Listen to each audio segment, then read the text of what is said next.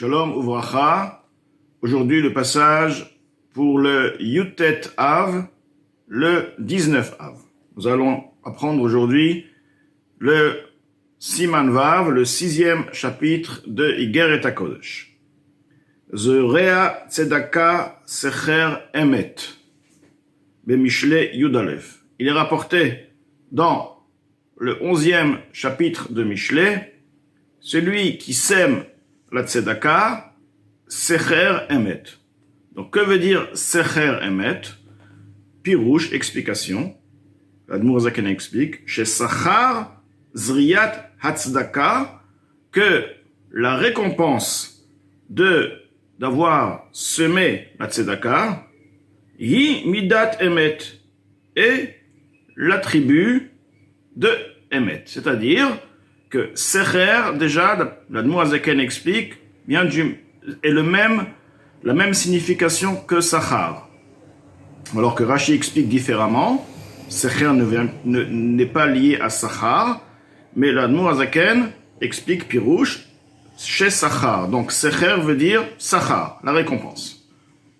Que la récompense d'avoir semé la tzedaka, l'Admour Zaken m'a expliqué pourquoi on appelle la tzedaka semée. Donc la récompense d'avoir donné la tzedaka de manière générale et le emet, de recevoir en soi la midat emet. Uktiv, il est écrit aussi, Titen emet le Yaakov, tu donneras emet, la vérité, à Yaakov.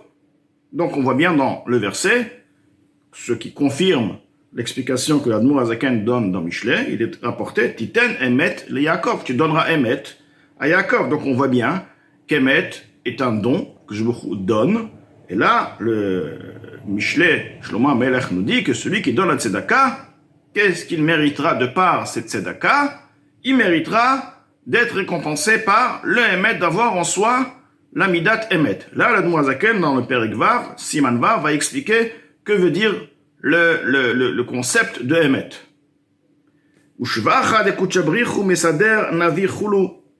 Les louanges d'Akadosh Baruch Hu, le Navi est en train d'exposer en disant, Titen emet Yaakov, toi, Akadosh Baruch Hu, t'es si grand, t'es si bon, que tu donnes le emet, tu donnes la vérité à Yaakov.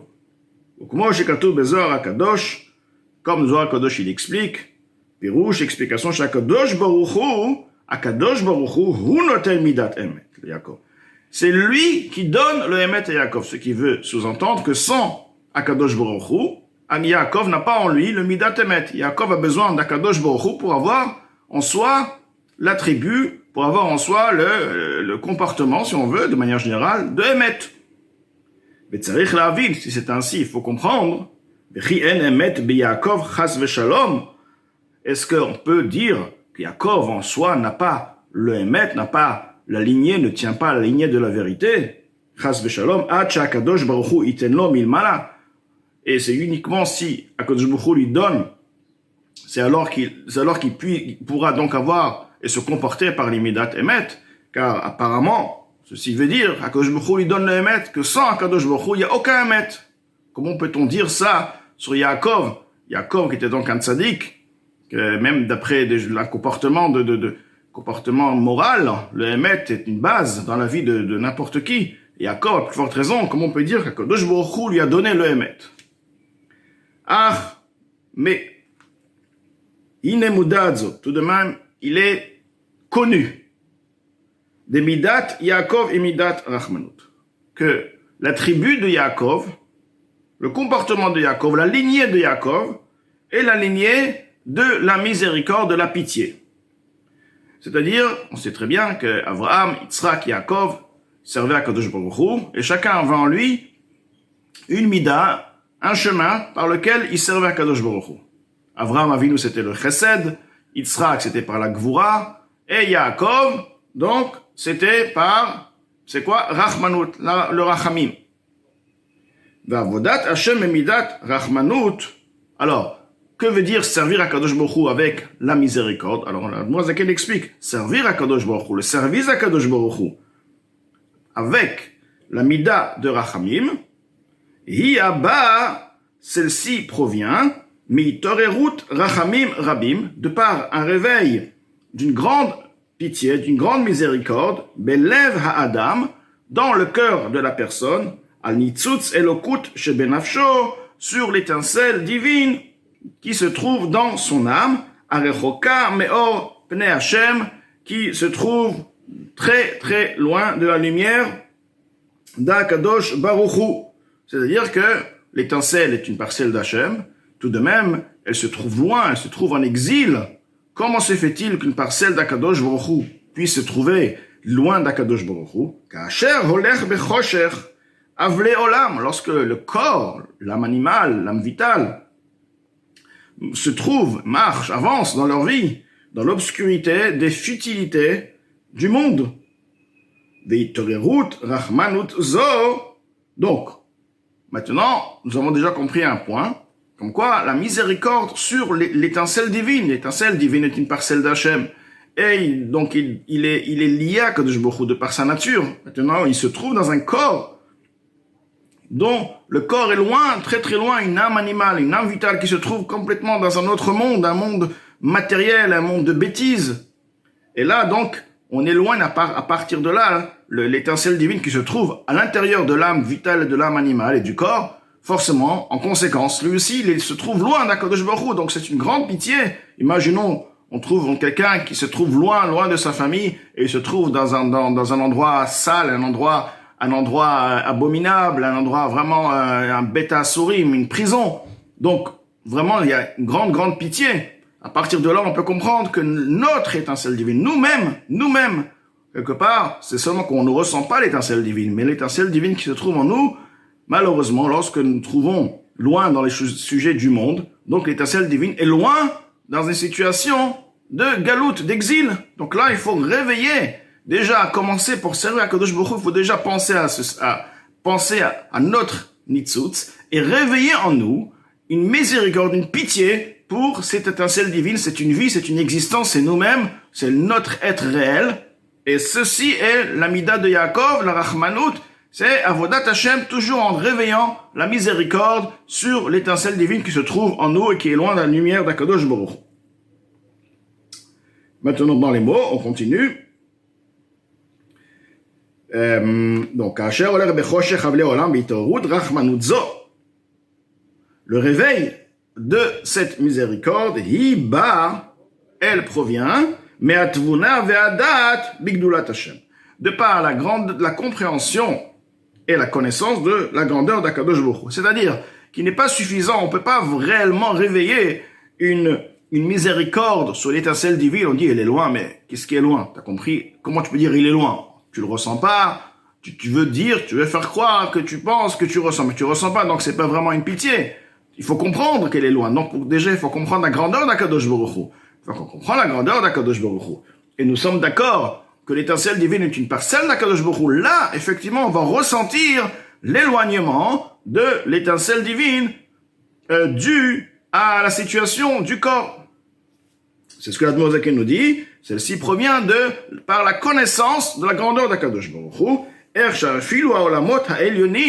Comment même les mondes supérieurs, les mala, donc on parle des mondes très très élevés, ad enketz, à l'infini, kello mamash chashive, ils sont considérés comme inexistants, devant Akadosh Baruch Hu. Pourquoi ils sont considérés inexistants? Pourtant, ce sont des mondes très très très élevés, et on dit même à l'infini. L'Admor HaZaken explique, ki kol shif'am vechayutam, étant donné que toute leur vitalité, toute l'influence qu'ils ont et qui les fait exister, enorak miziv vehara, et provient uniquement de par une clarté, de par un rayon, mais ot ach echad mishmo idbarach, et ceci aussi uniquement d'une lettre du nom d'Akadosh Baruch Hu, Kema'amar, comme il est dit, les Chachamim nous disent, Beyud nivra olam haba chulu, c'est par le Yud du nom d'Akadosh Baruch Hu. Le nom d'Akadosh Baruch Hu c'est écrit avec Yud, He, Ke, Vav, Ke. Le Yud est la source, l'origine de la création du olam haba. Et à partir de ce Yud, il y a ce qu'on veut, une lueur, un rayon qui sort et qui a créé donc l'olam haba. Donc on peut voir quelque part que si un Yud du nom d'Akadosh Baruch Hu a créé les mondes aussi supérieurs, aussi puissants qu'ils sont. Donc quelque part, ils sont inexistants devant Akadosh Baruch Hu. Comme l'Admour Azaken l'explique, Veine, voici, Bezi Veharazo, en ce qui concerne cette clarté, en ce qui concerne ce rayon, chez Hu Itpashtut Hachayut Mishmo Itbarach, le rayon est la propagation de la vitalité du nom d'Akadosh Baruch Hu, donc le Yud, les Achayot Elyonim Vetartonim, pour faire vivre les niveaux supérieurs, les niveaux inférieurs. Hu Sheyesh Evdel Ve'efresh, c'est juste uniquement en ce niveau-là, en ce qui concerne le Ziv, en ce qui concerne le rayon, oui, par rapport au rayon, il y a une différence, ben Elyonim les Tartonim, entre les supérieurs et les inférieurs. Sheolam Hazen Nivra Behe Vechulu, car ce monde-ci est créé par le He, et le Olam Haba est créé par le Yud. Comme expliqué plus haut, nous avons appris dans le Geret HaKodesh que le He, le dernier He du nom d'Akadosh Baruch Hu, représente le niveau extérieur, le corps même, de la même manière que le He est formé de par la laine, par le souffle de la personne. Le He représente le côté extérieur de la lumière d'Akadosh Baruch Hu, et le Yud représente la Chokhmah, le niveau, la forme de l'être, donc le niveau interne de la vitalité. Vechen kol shinuya pratim shebechol olam, et ainsi, donc, olam hazen nivra behe chulu, ce qui veut dire, donc, nous avons un He, et nous avons le Yud, nous restons toujours dans le nom d'Akadosh Baruch Hu, même moins que ça, on peut dire même le Yud est une lettre du nom d'Akadosh Baruch Hu, et le He aussi.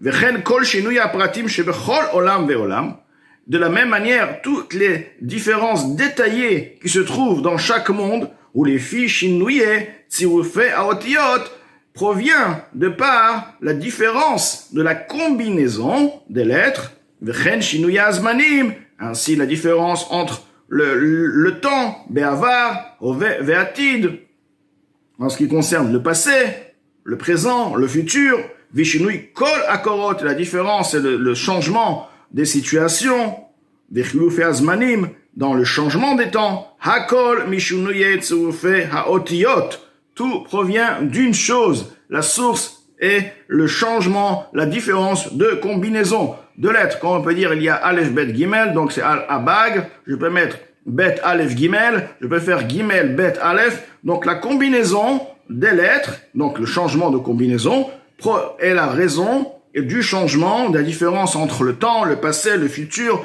toutes les circonstances dans ce monde et dans les autres mondes. Lorsque nous parlons des lettres, encore une fois, nous parlons des lettres spirituelles, de la même manière que nous avons une combinaison, si on veut, matérielle, un autre, si on veut, reste toujours dans le spirituel, mais à la conception de la personne, il y a ce qu'on appelle les lettres spirituelles, les lettres d'Akadosh Baruch Hu, Basara Mamarot, les paroles d'Akadosh Baruch Hu, ce sont donc des orot, des lumières, et en eux, donc, ce sont ce qu'on appelle les combinaisons qui ont permis à la création totale et complète de tous les détails de tout ce qui se passe et tout ce qui existe dans le monde.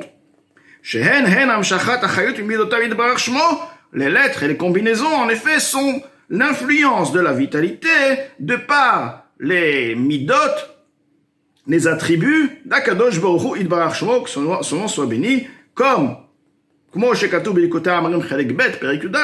a été expliqué dans l'Ikutei Amarim, Chelek Bet, donc dans Sharichut Va'imuna, le 11e chapitre. Avalegabé, Meuto Vatzmuto, Yitbarach. Donc jusqu'à maintenant, nous parlons de quoi? Nous parlons du nom d'Akadosh Baruch Hu. Mais lorsque nous allons rentrer et nous allons monter de niveau, nous allons parler d'Akadosh Baruch Hu lui-même, Meuto Vatzmuto Yitbarach. Akadosh Baruch Hu, l'essence, la nature même d'Akadosh Baruch Hu, Ktiv. Au niveau de l'essence d'Akadosh Baruch Hu, il est écrit, Ani Hashem lo shaniti, moi Hashem, je n'ai pas de changé, je n'ai pas de changement, ben beprinat shinouye aishtal shulut, soit ce qui concerne la différence dans l'enchaînement des mondes, les niveaux des mondes, mais ruma maalot, adlemata mata, depuis le niveau le plus élevé jusqu'au niveau le plus bas, Shekmo Shehu Yitbarach Matsui Ba'ilyonim, car de la même manière, Hakadosh Baruch Hu béni se trouve dans les niveaux élevés, supérieurs, car ou mamash, de la même manière, il est réellement Beshavé, égal, Batartonim, dans les niveaux inférieur. Que Baruch Hu se trouve, existe et se trouve de la même manière de partout. Quand Admorazaken explique dans Likutei Amarim, première partie, 51e chapitre. Ou ben beprinat shinui hazman. Akadosh Baruch Hu aussi n'a aucun changement en ce qui concerne les changements du temps. Shekmo she'aya hu levado hu yachid umiyuchad. Car de la même manière, Akadosh Baruch Hu fut existé lui seul, lui unique et unifié, lifnei sheshet yemei bereshit, avant les 6 jours de la création. Kahu ata, de la même manière, il est toujours lui seul. Il n'y a aucune existence à part Akadosh Baruch Hu. Acharabriya, après la création. Alors comment on peut dire il n'y a aucune existence? Mais Hachem, pourtant, il a créé le monde. Il y a une existence. L'existence, elle est peut-être, bien sûr qu'elle est petite devant Akadosh Baruch Hu, mais il y a une existence. Admorazaken te dit non, il n'y a aucune existence. On vient de te dire que Ani Hachem lo shaniti, il n'y a aucune existence. Donc on dit j'ai pas changé, il n'y a aucune. Devant Akadosh Baruch Hu, rien n'existe. Alors là, Admorazaken va expliquer Ve'ahinu. Pourquoi? Ceci, la raison est Mishum, car she'akol ke'ain ve'efes mamash. Ce qui existe, que nous appelons, ça existe, devant Akadosh Baruch Hu, est inexistant, legabe meuto ve'atzmuto, devant le niveau de l'essence même d'Akadosh Baruch Hu. Ukmo ot achad midiburo shel adam. Et là, l'exemple, une lettre de la parole de l'être humain, ou afilu mimachshavto, ou même une lettre de la pensée, car la pensée est constituée par des lettres également, seulement des lettres spirituelles. Les lettres de la pensée sont l'origine des lettres de la parole. Les gabé klalut meut anefesh asichlit. Nous allons maintenant prendre une lettre de la parole, une lettre de la pensée, une lettre, et nous allons voir la valeur, le poids que cette lettre prend, d'accord, la dimension qu'elle prend en comparaison vis-à-vis meut anefesh, l'essence de l'âme asichlit intellectuelle, ve'atzmuta, et son essence. On va dire waouh, il a dit Aleph. Que représente Aleph devant la force de la parole, devant l'âme même? Mais ça n'a aucune, mais t'as dit Aleph, oui, je l'ai dit, mais alors, j'ai dit Aleph, mais c'est comme si je l'ai pas dit. Elle a aucun poids devant le nefesh que lui-même est à l'origine de la marshava, de la pensée, de la parole. Et même plus qu'Aleph, même 10 Aleph, même 100 000 Aleph.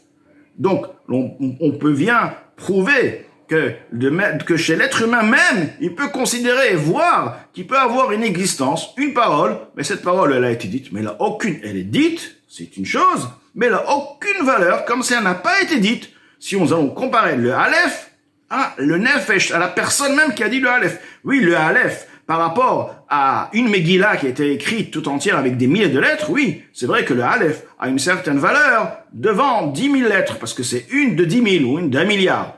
Mais devant la personne, l'âme de la personne qui peut créer, qui est à l'infini, qui peut parler à l'infini, le Aleph a aucune valeur. À plus forte raison, lorsqu'on en parlait de Yud du nom d'Akadosh Baruch Hu, du He du nom d'Akadosh Baruch Hu, qui est à l'origine de la création des mondes. Que représente le Yud devant Akadosh Baruch Hu? C'est comme si c'est pas comme, ça n'existe pas.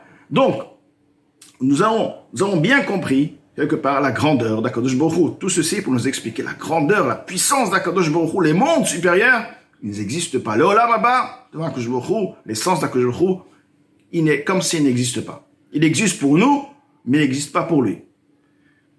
Donc, à Der Machal, nous continuons dans les mots, à Der Machal, tout ce qui vient d'être dit, bien sûr, la comparaison d'un Aleph, et nous disions de la même manière que l'Aleph n'a aucune valeur, de la même manière, le Yud devant Akadosh Baruch Hu, et encore, on te dit, c'est Machal, c'est un exemple, le Shaker HaOzen. C'est même très loin encore, parce que c'est seulement un exemple pour que nous puissions faire entendre à l'oreille humaine et comprendre ce qu'on peut comprendre. Ou Behemet, mais réellement, En Aochelech active. Il n'y a aucune comparaison. Rien dans le monde est comparé à Kadosh Baruch Hu. Ou comme je katuv makom acher, Likutei Amarim chelek bet perek tet, comme il est expliqué autre part, dans Likutei Amarim, deuxième, donc Irsha Echut Vaimuna, 9e chapitre, Ensham. Vezeu sheomrim, et ceci nous explique ce que nous disons dans la Tfila, Amelech hameromam levado meaz, le roi qui est élevé, lui seul, et ceci depuis toujours. Pirouche, quelle explication? Que Moshe Meaz, Kodem Abriya, Yahu Levado, de la même manière qu'il fut lui avant la création du monde, lui seul, Hu Kach Ata Hu, il est de la même manière maintenant aussi. Mais Romam Choulou, il est très élevé. Au mitnasem imotolam, il est bien plus haut que les jours du monde, ce qui veut dire le temps. Pirouche, explication, Shuram, Venissa, les mala, il est bien plus élevé et au-delà, Miprinat Zman, du concept du temps, Anikra Beshem Yemot Olam, qui est appelé par le nom Yemot Olam, les jours du monde. Vereinu, et la raison, comment se fait-il qu'il est tellement élevé au point que les mondes n'existent pas devant lui? Les fiches Chayut, Kol Yemot Olam, car la vitalité du temps, ou Rak Miprinat Amelech, provient uniquement du Melech. Comme on dit dans le verset, Amitnasei Yemot Olam, on dit aussi, Amelech Ameromam Levado Meaz. Donc le Melech veut dire quoi? Malchut, la royauté qui est à la source de la création du monde, qui est la dernière sphira de Hatzilut, ou comme expliqué autre part. Donc, ce qu'on voit de là, la grandeur, la puissance d'Akadosh Baruch Hu. Vilazot, une fois que la personne a réalisé, on revient maintenant avec la compréhension de l'exil du Nitzot, comprendre que le Nitzot, ça va Rachmanout sur ce Nitzot, sur l'étincelle divine. Parce que l'étincelle divine est liée avec Akadosh Baruch Hu, comme il est plus haut que les mondes. L'étincelle divine est bien plus haut que les mondes. Donc c'est une parcelle d'Akadosh Baruch Hu. Donc imaginons les parcelles d'Akadosh Baruch Hu. Les mondes n'ont aucune signification. Et cette parcelle d'Akadosh Baruch Hu se trouve dans le plus bas du bas dans ce monde matériel, et encore en faisant dans la futilité. C'est catastrophique. On peut pas comprendre quelle est la pitié qu'on doit avoir sur soi-même. Et c'est Vilazos, car Mourazakel nous dit, si c'est ainsi, Ahmanout, Gdola, Meod. C'est pas juste des mots, on te dit, tu dois avoir pitié. Mais tu comprends, faut comprendre. C'est un et un fait deux. Essaie de comprendre. Si tu comprends la grandeur d'Akadosh Baruch Hu, le Olam Haba, il n'existe pas dans l'Akadosh Baruch Hu. Le Nitzot, c'est le plus haut que le Olam Haba. Et maintenant, où il se trouve ce Nitzot qui est plus haut? Il se trouve dans les bêtises du monde, dans l'argent, dans même des choses qui sont bien, mais devant Akadosh Baruch Hu, où tout est insignifiant, et ce Nitzot se trouve dans les choses matérielles. C'est vraiment une pitié qui est incroyable. C'est ce que la Noazeke nous dit, Vilazot Rachmanuk Dola Meod, il dit deux fois Meod, à la Nitzot, sur cette étincelle, Ashochen Bagouf Achashur, d'abord il se trouve dans un corps obscur, Ve'afel, et où il n'y a pas de lumière. Mashra Dechivia, le corps est appelé la peau du serpent. À partir du moment où Adam Arishon a fait la faute, les enfants et tout ce qui vient par la suite, tous ces descendants sont liés avec le Nachash, donc ils sont appelés la peau du serpent. C'est-à-dire le corps est lié vraiment au côté impur total, à l'obscurité totale.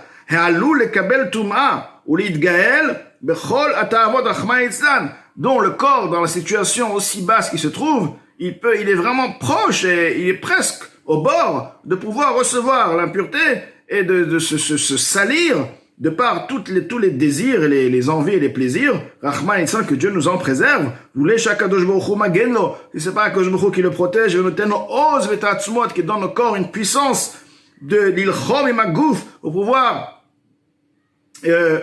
combattre avec le corps, vetavotav, et ses désirs, ou le natzran, et de les gagner. Vezeu shekatuv adon nous zenu.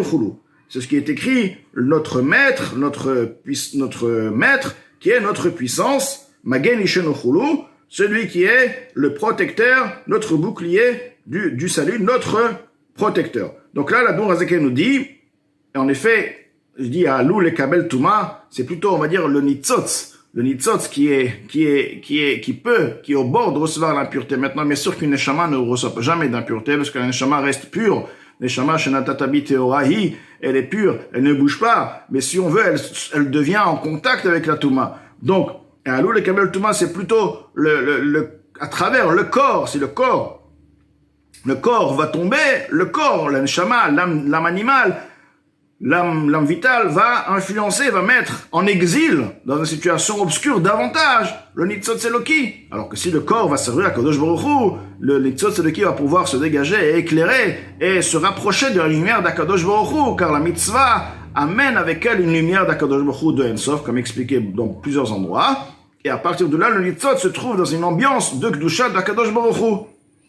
Donc, le corps, je reviens parce que j'ai dit, et Aloul, que c'est le corps qui reçoit la Touma, mais en effet non. Et Aloul et Kabel Touma, donc, je reviens 3 lignes plus haut, et Aloul revient au nitzot. Le nitzot qui est au bord de recevoir la touma, l'impureté, ou l'idgaël est d'être sali, de par les plaisirs du corps. Par exemple, parce que le nitzot se trouve dans le corps, dans l'âme animale. Dans la neshama se trouve dans l'âme animale qui se trouve dans le corps. L'oulé, c'est pas que Baruch qui le protège. Il donne à la neshama une puissance de combattre avec le corps, c'est-à-dire avec les pulsions du corps, avec le nefesh habahamit, contre le nefesh habahamit, l'ilchoy maguf pour gagner et combattre le corps, avec le corps, veta, votav et ses désirs, ou le natsran, et finalement de gagner, parce que des fois on peut faire une guerre, mais à la fin, on a perdu. Et de gagner, c'est-à-dire de ne pas avoir fait la avera, dans le même passage de la Tfila, nous disons, Akadosh Baruch Hu, la puissance de le maître de notre puissance. Pourquoi puissance? Parce qu'il nous donne une puissance de gagner. Le chemin, elle gagne. Le Nefesh Habahamit, Roulou, Magen Ishenu. C'est notre bouclier. Nous sommes en guerre, en pleine guerre. Il faut avoir un bouclier. Déjà, pour gagner, et pour ne pas aussi recevoir des coups. Donc, tout ceci va nous expliquer que quoi? Que, en effet, on peut comprendre l'exil du Nitzot, de la Neshama et du Nitzot surtout, et la Vodat Hashem, et justement, de réveiller, tout d'abord, commençons par réveiller la miséricorde, la pitié sur le Nitzot, l'étincelle divine que nous avons en nous.